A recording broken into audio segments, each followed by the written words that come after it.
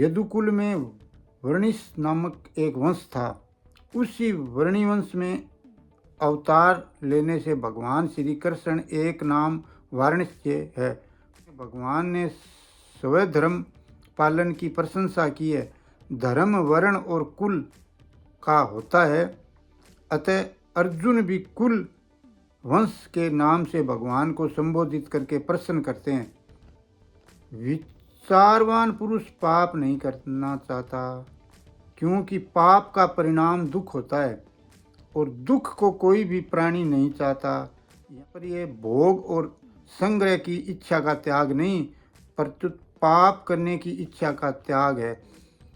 कारण कि भोग और संग्रह की इच्छा ही समस्त पापों का मूल है, जिससे न रहने पर पाप होते ही नहीं।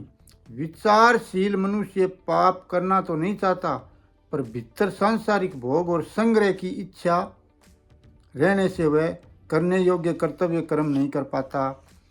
करने योग्य पाप कर्म कर बैठता है। इच्छा रहने से वह करने योग्य कर्तव्य कर्म नहीं कर पाता और न करने योग्य पाप कर्म कर बैठता है। यहाँ पद की प्रबलता को बताने के लिए अर्जुन पदों को कहते हैं कि तात्पर्य यह है कि पापवर्ती के उत्पन्न होने पर विचारशील पुरुष उस पाप को जानता हुआ उससे सर्वथा दूर रहना चाहता है, फिर भी उस पाप में ऐसे लग जाता है जैसे कोई उसको जबरदस्ती पाप में लगा रहा है। विचारवान मनुष्य स्वयं पाप करना नहीं चाहता, कोई दूसरा ही उसे जबरदस्ती पाप में प्रवृत्त करा देता है। वह दूसरा कौन है? ये अर्जुन का प्रश्न है। भगवान ने अभी 34वें श्लोक में बताया है कि राग और द्वेष जो काम और क्रोध के ही सूक्ष्म रूप हैं, साधक के महान शत्रु हैं, अर्थात ये दोनों पापों के कारण हैं, परंतु वह बात सामान्य रीति से कहने के कारण अर्जुन उसे पकड़ नहीं सके। अतः वे प्रश्न करते हैं कि मनुष्य विचारपूर्वक पाप करना न चाहता हुआ भी किससे प्रेरित होकर पाप का आचरण करता है। इससे ऐसा मालूम होता है कि पाप में लगाने वाला कोई बलवान कारण है। पाप में प्रवृत्ति का मूल कारण काम अर्थात सांसारिक सुख भोग और संग्रह की कामना, परंतु इस कारण की और दृष्टि न रहने से मनुष्य को ये पता नहीं चलता कि पाप कराने वाला कौन है और मैं क्यों पाप कर रहा हूँ। वह ये समझता है कि मैं तो पापों को जानता हुआ उससे निवृत्त होना चाहता हूँ,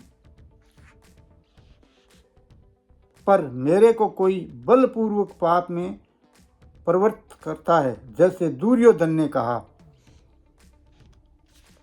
मैं धर्म को जानता हूँ पर उसमें मेरी प्रवृत्ति नहीं होती, और अधर्म को भी जानता हूँ पर उसमें मेरी निवृत्ति नहीं होती। मेरे हृदय में स्थित कोई देव है जो मेरे से जैसा करवाता है वैसा ही मैं करता हूँ। दुर्योधन द्वारा कहा गया ये देव वस्तुत काम है। काम और भोग संग्रह की इच्छा ही है, जिससे मनुष्य विचारपूर्वक जानता हुआ भी धर्म का पालन और अधर्म का त्याग नहीं कर पाता। यह कि सांसारिक पदार्थों को सुखदायी मानने से राग उत्पन्न होता है, जिससे अंतःकरण में उनका महत्व दृढ़ हो जाता है, महत्व पक्का हो जाता है। फिर उन्हीं पदार्थों का संग्रह करने और उसमें सुख लेने की कामना उत्पन्न होती है। पुण्य कामना से पदार्थों में राग बढ़ता है। ये क्रम जब तक चलता है तब तक पाप कर्मों से सर्वथा निवृत्ति नहीं होती। मेरी मनचाही हो यही काम है। उत्पत्ति विनाशील जड़ पदार्थों के संग्रह की इच्छा, संयोगजन्य सुख की इच्छा, सुख की आसक्ति, ये सब काम के ही रूप हैं। पाप कर्म कहीं तो काम के वशीभूत होकर और कहीं क्रोध के वशीभूत होकर किया गया दिखता है। दोनों से अलग अलग पाप होते हैं, इसीलिए दोनों पद दिए वास्तव में काम अर्थात उत्पत्ति विनाशील पदार्थों की कामना, प्रियता, आकर्षण ही समस्त पापों का मूल है। कामना में बाधा लगने पर काम ही क्रोध में परिणत हो जाता है, यानी काम ही क्रोध में बदल जाता है। इसीलिए भगवान ने एक कामना को ही पापों का मूल बताने के लिए उपयुक्त पदों में एक वचन का ही प्रयोग किया है।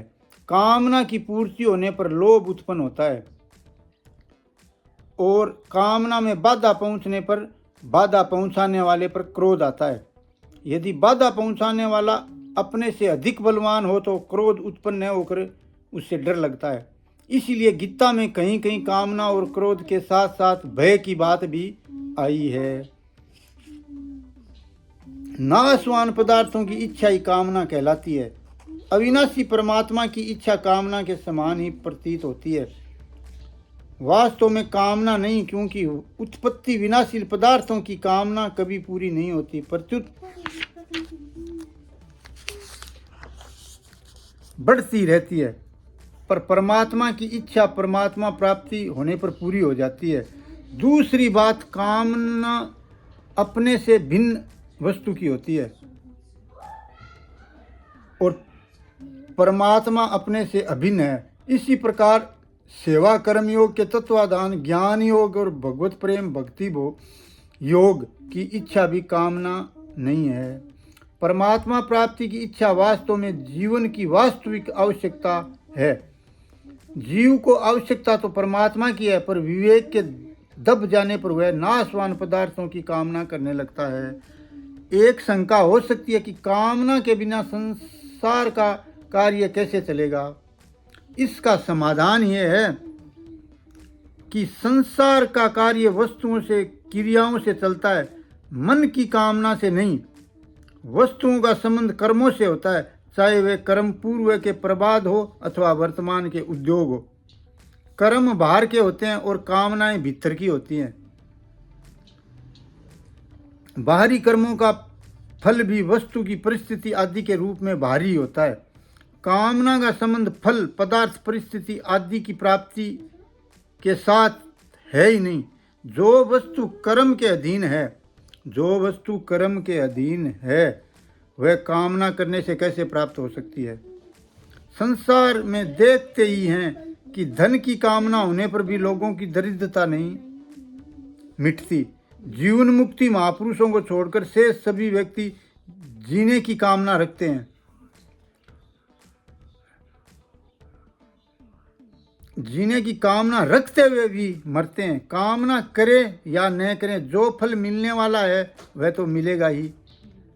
तात्पर्य यह है कि जो होने वाला है वह तो होकर ही रहेगा और जो नहीं होने वाला वह कभी नहीं होगा, चाहे उसकी कामना करे या न करे। जैसे कामना न करने पर भी प्रतिकूल परिस्थिति आ ही जाती है, ऐसे ही कामना न करने पर अनुकूल परिस्थिति भी आएगी। रोगी की कामना किए बिना ही रोग आ जाता है, यानी रोग की कामना किए बगैर ही रोग आ जाता है और कामना किए बिना ही निरोगता आ जाती है। निंदा अपमान की कामना न करने पर भी निंदा अपमान होते हैं और कामना किए बिना ही प्रशंसा और सम्मान होते हैं। जैसे प्रतिकूल परिस्थिति कर्मों का फल है, ऐसे ही अनुकूल परिस्थिति भी कर्मों का ही फल है।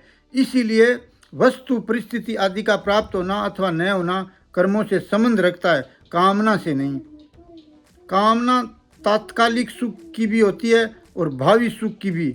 भोग और संग्रह की इच्छा तात्कालिक सुख की कामना है और कर्म फल प्राप्ति की इच्छा भावी सुख की कामना है। इन दोनों ही कामनाओं में दुख ही दुख है। कारण कि कामना केवल वर्तमान में ही दुख नहीं देती, प्रत्युत भावी जन्म में कारण होने से भविष्य में भी दुख देती है। इसीलिए इन दोनों ही कामनाओं का त्याग करना चाहिए। कर्म और विक्रम, निषिद्ध कर्म दोनों ही कामना के कारण होते हैं। कामना के कारण कर्म होते हैं और कामना के अधिक बढ़ने पर विक्रम होते हैं। कामना के कारण ही असत में आसक्ति दृढ़ होती है और कामना न रहने से असत से संबंध विच्छेद हो जाता है। कामना पूरी हो जाने पर हम उसी अवस्था में आ जाते हैं जिस अवस्था में हम कामना उत्पन्न होने से पहले थे। जैसे किसी के मन में कामना उत्पन्न हुई कि मेरे को 100 रुपये मिल जाएं।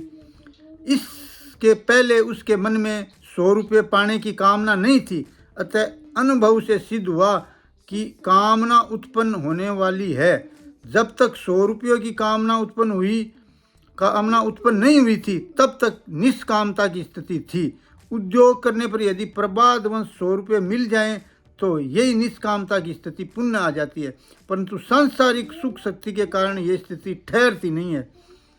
कामना उत्पन्न हो जाती है कि मेरे को 1000 रुपये मिल जाएं। इस प्रकार न तो कामना पूरी होती है और न ही पूरी तृप्ति होती है। कोरे परिश्रम के सिवाय कुछ हाथ नहीं लगता। हरि शरणम राम।